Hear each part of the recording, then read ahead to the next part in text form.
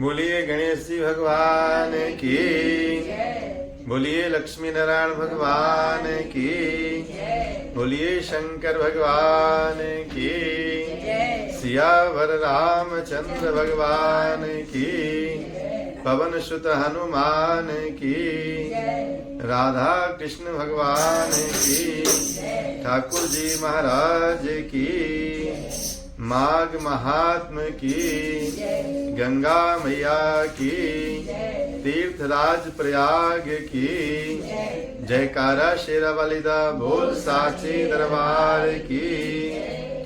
ओम गजाननं भूतगणादिसेवितं कपीर्थ जम्बो फलचारुभक्षणम् उमाश्रुतं शोकविनाशकारिकम् नमामि विघ्नेश्वर पादपङ्कजम्। सर्वमङ्गलमाङ्गल्ये शिवे सर्वार्थसाधिके शरण्ये त्र्यम्बके गौरी नारायणी नमोऽस्तुते। गुरुर्ब्रह्मा गुरुर्विष्णु गुरुर्देवो महेश्वरः गुरुः साक्षात् परब्रह्मा तस्मै श्री गुरुवे नमः, तस्मै श्री गुरुवे नमः। सशंख चक्रं सकरेटकुण्डलं शपेतवस्त्रं सरसीरुहेक्षणम् सहारवक्षस्थलकौस्तुभाश्रियं नमामि विष्णुं शिरसा चतुर्भुजम्।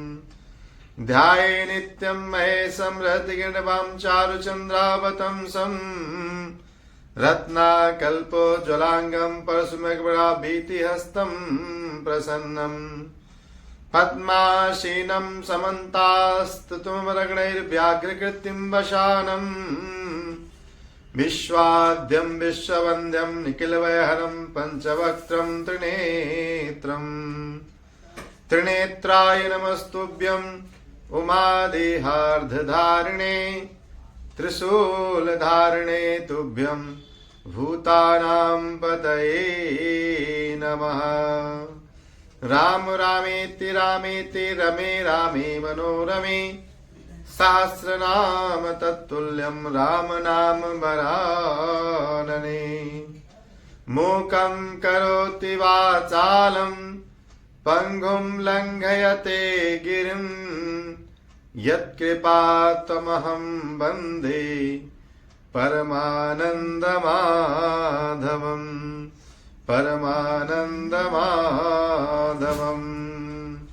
बोलिए ठाकुर जी महाराज की, बांके बिहारी लाल की, गंगा मैया की, माघ महात्म की, तीर्थराज प्रयाग की जय।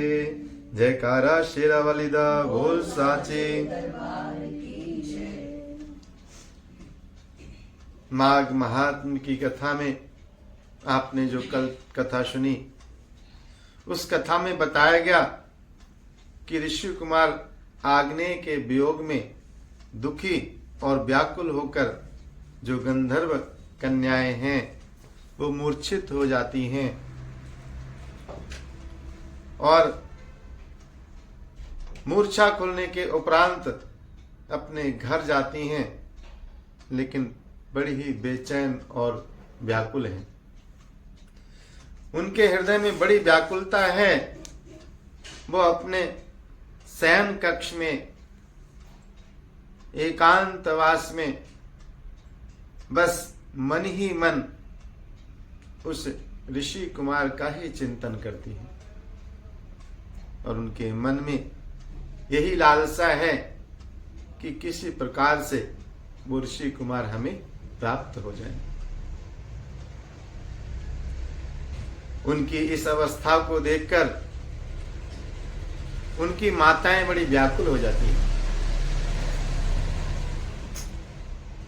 और उनके पास जाकर अपनी पुत्रियों की ऐसी दशा देखकर गंधर्व पत्नियां उन्हें गुलाब जल के छींटे देकर चैतन्य करने का प्रयास करती हैं।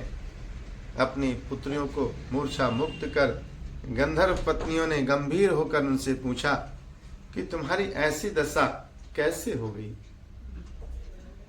तथा आज तुम सबने गौरी पूजन में इतना विलंब कैसे कर दिया। तुम लोग तो यथाशीघ्र आ जाया करती थी, आज तो बहुत विलंब से आई हो। अपनी माताओं के प्रश्न सुनकर गंधर्व कन्याएं कहती हैं कि हे माता, आज हम जल विहार करने के लिए सरोवर पर गई थीं। जब हम वहां गौरी पूजा कर रही थीं, उसी समय अनेकों किन्नर बालिकाएं वहां आ गईं। हमें सरोवर पर सामूहिक नृत्य गायन में मग्न हो जाने के कारण ये पता ही नहीं चला कि कितना समय व्यतीत हो गया। अपनी माताओं से उन्होंने झूठ बोला। बच्चों को अपने माता पिता से झूठ नहीं बोलना चाहिए, सच बोलना चाहिए। इस कारण बस हमारे लौटने में अति विलंब हुआ। आज हमने नित्य से बहुत अधिक नृत्य गायन तथा संगीत में परिश्रम किया है। साथ ही पदयात्रा कर लौटने के श्रम से हम अत्यंत थक गए हैं। यही कारण है कि हम कंपायमान होकर बिस्तरों पर गिर गए और मूर्छित हो गए। ये माताओं, थकित होने के कारण इस समय हमें ज्वर सा प्रतीत हो रहा है। हम क्षुधा तथा तृषा रहित हैं। हमें शीत का अनुभव हो रहा है तथा वार्तालाप करने में भी कष्ट हो रहा है। अतएव अब आप कृपा कर हमें विश्राम करने दें। जब कोई ज्यादा व्याकुल और परेशान होता है तो व्यक्ति कहता है कि हमें आप हमारी स्थिति पे छोड़ दें। कृपया नाना प्रकार के प्रश्न पूछकर हमें परेशान ना करें, क्योंकि ऐसी स्थिति में वो सिर्फ उसी का चिंतन करना चाहता है जिस चिंतन को लेके वो व्याकुल है। तो अपनी माताओं को इस प्रकार से उन्होंने समझा दिया। इस प्रकार वह रात्रि गंधर्व कन्याओं ने अनिद्रा तथा व्याकुलता में व्यतीत की। पूरा दिन ऐसे ही निकल गया। रात्रि में भी बड़ी व्याकुलता रही, निद्रा भी नहीं आई। हे राजन, जब भगवान अंशुमाली ने पूर्व दिशा में लालिमा बिखेर कर अपनी मुखाकृति प्रकट की तो उन गंधर्व कन्याओं ने अपने जीवन का सुप्रभात अनुभव कर शैया त्याग कर दैनिक कर्म निवृत्त हो स्नान कर वस्त्र आभूषण परिधान परिवर्तित कर अपनी माताओं से गौरी पूजन का बहाना बनाकर फिर से उसी सरोवर के किनारे जाने का तैयारी बना लिया। उनके मन में तो उस ऋषि कुमार के दर्शन की लालसा थी। वन के लिए जब वो चलने लगी तो हे राजन, सरोवर के तट पर पहुंचकर उन पांचों गंधर्व कुमारियों ने पूर्व की ही तरह धूप दीप चंदन तथा पुष्पों से भगवती पार्वती की पूजा की और नृत्य गायन करती हुई वहीं पर बैठ जाती हैं। इसी समय संयोगवश ऋषि कुमार आग्नेय भी अपने पिता के साथ आश्रम से चलकर स्नान करने के लिए सरोवर के तट पर आ जाते हैं। आग्नेय को वहां आया देख गंधर्व कुमारियां हर्ष विभोर होकर बड़ी प्रसन्न चित्त हो जाती है। उनके नेत्र में हर्षोल्लास होता है, जैसे रात्रि के उत्तरार्ध में कमल नया खिल उठते हैं, वैसे ही गंधर्व कुमारियां भी खिल उठी। उन पांचों ने ऋषि कुमार को चारों ओर से घेर कर उपालंब देते हुए कहा कि हे धूर्त, कल तुम कहाँ अदृश्य हो गए थे, किंतु आज तुम्हारा निकल जाना असंभव है। आज हमने तुम्हें चारों ओर से घेर लिया है। हमारा प्रण है कि आज हम तुम्हारा पति रूप में वर्ण करेंगे। कैसी जबरदस्ती है कि जबरदस्ती हम आपका वर्ण करेंगे, और एक हो तो कोई बात नहीं, 5-5। अथवा अगर ऐसा नहीं होगा तो हम मृत्यु को ग्रहण करेंगे। हे राजन, उन गंधर्व कुमारियों से घिरा हुआ ऋषि पुत्र आग्नेय गंभीर होकर कोमल स्वर में कहते हैं कि निश्चय ही हे गंधर्व कुमारियों, तुम अपने रुचि तथा ज्ञान के अनुसार उत्तम, शुभ, अनुकूल तथा रुचिकर वचन कह रही हो, किंतु मुझे क्षमा करो। मैं ब्रह्मचर्य आश्रम में रहकर गुरुकुल में वेद अध्ययन कर रहा हूं। हे गंधर्व कुमारियों, इस समय मैं विवाह करने में असमर्थ हूं। इस समय विवाह करना मेरा धर्म नहीं है। पहले विवाह का समय भी सुनिश्चित हुआ करता था। कहते हैं बच्चे को बाल्यावस्था में गुरुकुल में भेज दिया जाता था, और गुरुकुल में वो वेदाध्ययन जब तक करता था तब तक उससे कहते थे बटुक ब्रह्मचारी। ये बटुक ब्रह्मचारी हैं और ये वेदाध्ययन कर रहे हैं। जब उनका वेदाध्ययन पूरा हो जाता था तब गुरु की आज्ञा लेकर वो अपने घर आते थे और फिर वो विवाह करते थे। लेकिन उसके पहले ये नियम नहीं था। तो ऋषि कुमार ने कहा कि मैं अभी ब्रह्मचर्य आश्रम में हूं और गुरुकुल में रहकर वेदा अध्ययन कर रहा हूं। अगर मैंने ऐसा किया तो मेरे अध्ययन में परेशानी उत्पन्न होगी।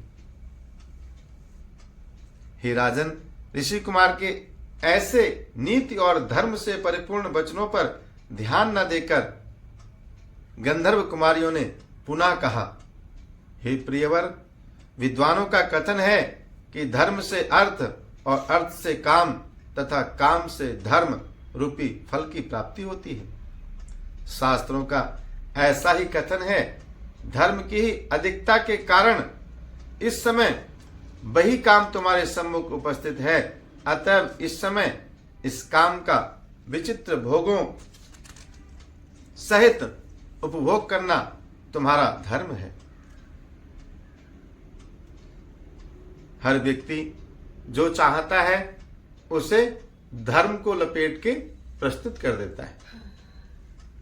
जिसकी जो इच्छा होती है, ये कहानियां ये कहती हैं कि हमें जो चीज ठीक लगती है हम उसे धर्म पूर्वक बताने का प्रयास करते हैं। तो गंधर्व कुमारियां कह रही हैं कि इस समय तुम्हारा यही धर्म है। गंधर्व कुमारियों के ऐसे वचन सुनकर आग्नेय ने कहा कि हे कुमारियों, आपका कथन किसी अंश तक सत्य है, किंतु इतने पर भी मैं अपने ब्रह्मचर्य व्रत को पूर्ण करने के तथा समाप्त करने के पश्चात अपने गुरु की आज्ञा प्राप्त कर विवाह करूंगा, अन्यथा नहीं। मेरे गुरुजी जैसा आदेश देंगे मुझे वैसा ही करना होगा, क्योंकि अभी मैं अपने गुरु के अधीन हूं। जब विद्यार्थी को गुरुकुल में भेज दिया जाता था तो माता पिता का आदेश वहां पर नहीं चलता था।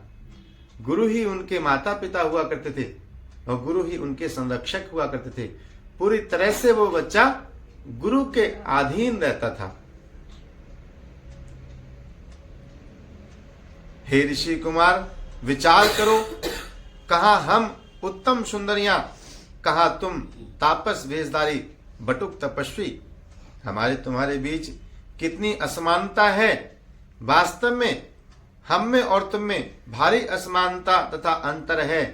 यह स्थिति पूर्ण सत्य है, किंतु ईश्वर के दुर्घट विधान द्वारा ही यह असमान विषम संयोग हुआ है कि हमारा तुम्हारा मिलन हुआ। अतएव अब तुम संकोच त्याग कर हमारा पाणी ग्रहण करो। और हमें अनुग्रहित करो। तुम्हारे वियोग में हम जीवित नहीं रह सकते हैं। गंधर्व कन्याओं के यह वचन सुनकर ऋषि कुमार आग्नेय ने कहा कि हे सुंदरियों, जो मनुष्य धर्म को ही एक मात्र रूप से अपना सर्वस्व धन समझते हैं, वे भला धर्म का परित्याग करने का साहस कैसे कर सकते हैं। धर्म, अर्थ, काम, मोक्ष, इनको शास्त्रोक्त रूप से जीवन में अपनाने वाले ही सद्गति को प्राप्त करते हैं। अतएव मैं असमय विवाह के लिए प्रस्तुत नहीं हूं। मैंने ब्रह्मचर्य व्रत धारण कर रखा है, अतएव इस समय आप सब यहां से जाइए। जब मैं विद्याधन पूर्ण कर लूं और जब मेरा ये वेदाध्ययन पूर्ण हो जाएगा, ब्रह्मचर्य व्रत पूर्ण कर उसके उपरांत नियम है कि गृहस्थ आश्रम में प्रवेश करो। उस समय यदि मेरे माता पिता तथा आपके माता पिता परस्पर सहमत हुए, तब मैं आपसे विवाह करूंगा।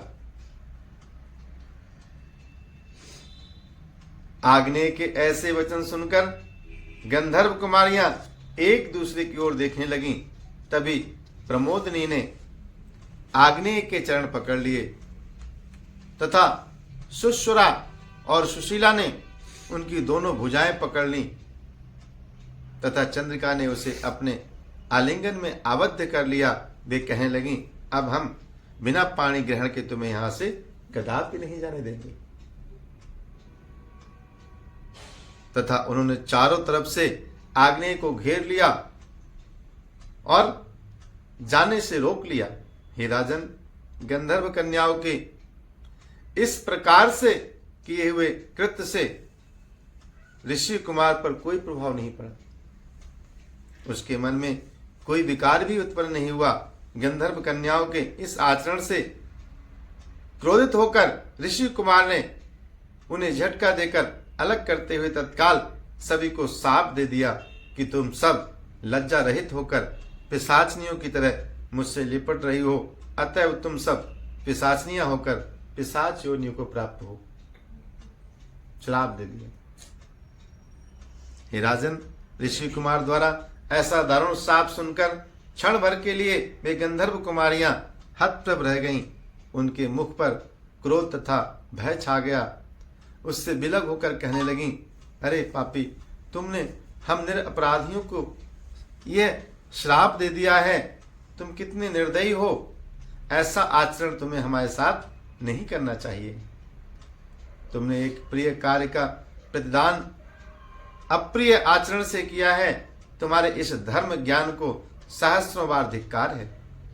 जो हृदयहीन मनुष्य अपने मित्रों तथा अनुरागी भक्त के साथ ऐसा कठोर तथा द्रोहपूर्ण आचरण करता है, उसे दोनों ही लोकों में दुख तथा संताप प्राप्त होता है।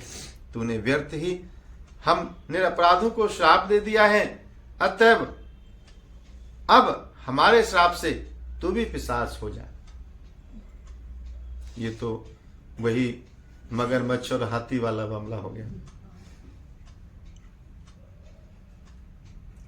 हे नृपश्रेष्ठ, तत्पश्चात परस्पर शाप देने के कारण वह गंधर्व कुमारियां तथा ऋषि कुमार तत्काल ही पिशाच और पिशाचनी हो गए। अब तो पिशाच और पिशाचनी हो गए। तब वे क्षुधा तथा तृषा से पीड़ित होकर बुरी तरह रोने और बिलखने लगे। अब तक असमानता थी, अब समानता हो गई। किंतु उस निर्जन वन में उनकी करुणा पुकार सुनने वाला कोई नहीं था। इधर वे वन में बिलख रहे थे, उधर उनके माता पिता उनके वियोग से व्याकुल तथा दुखी होकर उन्हें ढूंढने के लिए निकले। उनका परस्पर मिलन नहीं हो पा रहा था। वस्तुतः प्रारब्ध भोग अमिट ही होता है। उन्हें इस प्रकार पिशाच योनि भोगते भोगते बहुत समय व्यतीत हो गया, क्योंकि माता पिता तो अपनी कन्याओं को ढूंढेंगे और वो पिशाचनी हो गई। उनका स्वरूप ही बदल गया। तो माता पिता के ढूंढने के बाद भी वो उन्हें नहीं मिले, क्योंकि भूत पिशाच जो हैं वो सबको नहीं दिखते।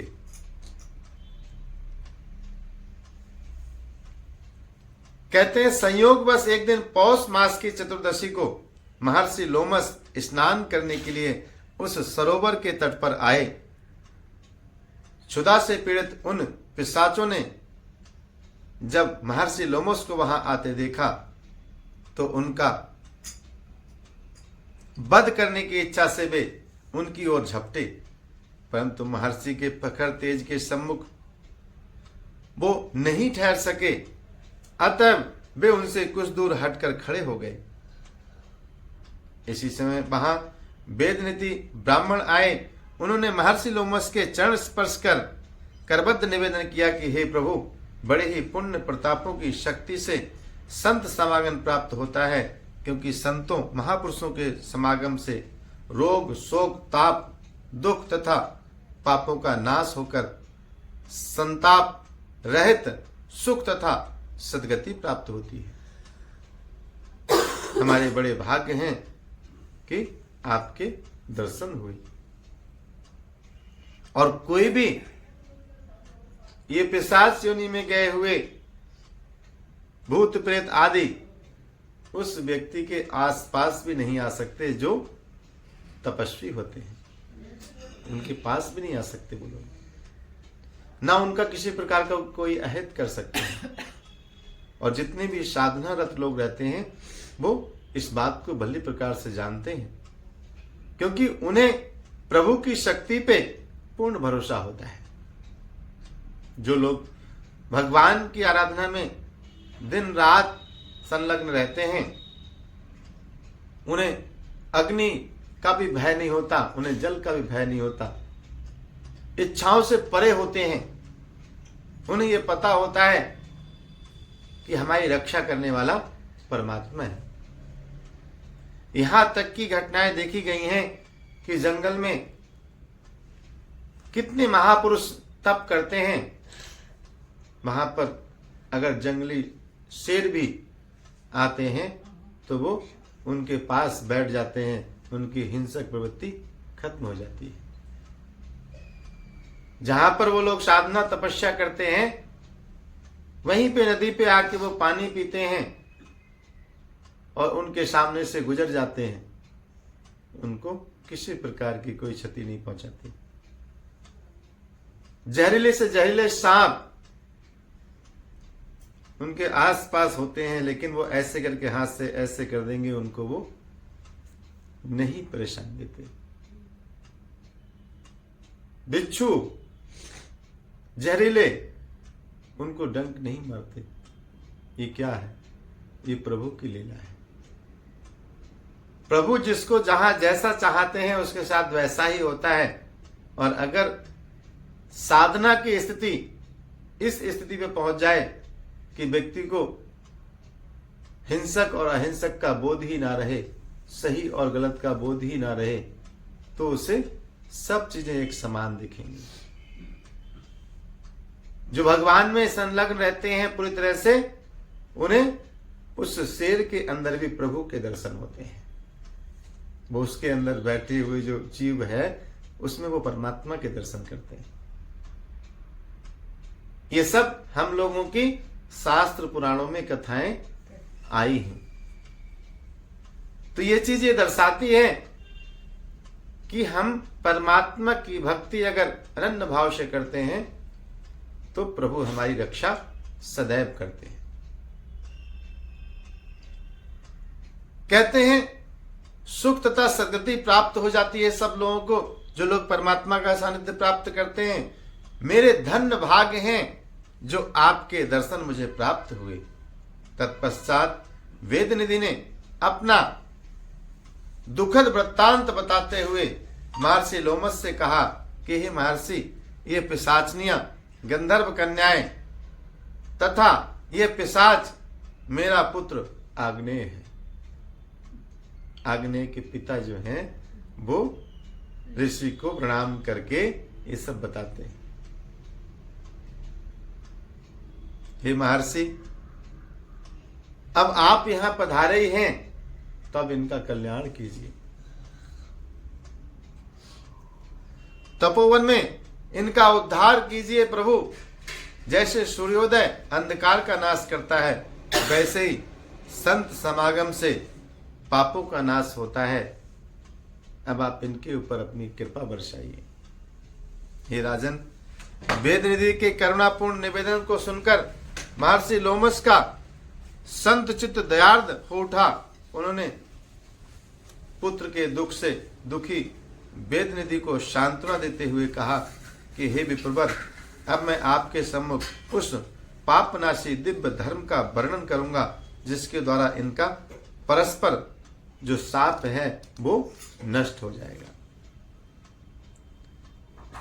ऐसा कहकर महर्षि लोमस ने उन्हें पूर्ण रूप से संतुष्ट किया कि आप चिंता न करें, इन लोगों को इस योनि से यथाशीघ्र मुक्ति प्राप्त होगी।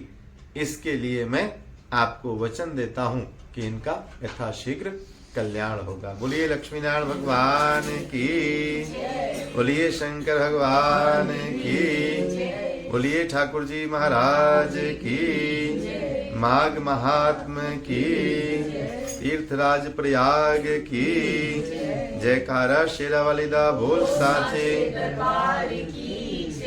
श्रीमन नारायण नारायण नारायण।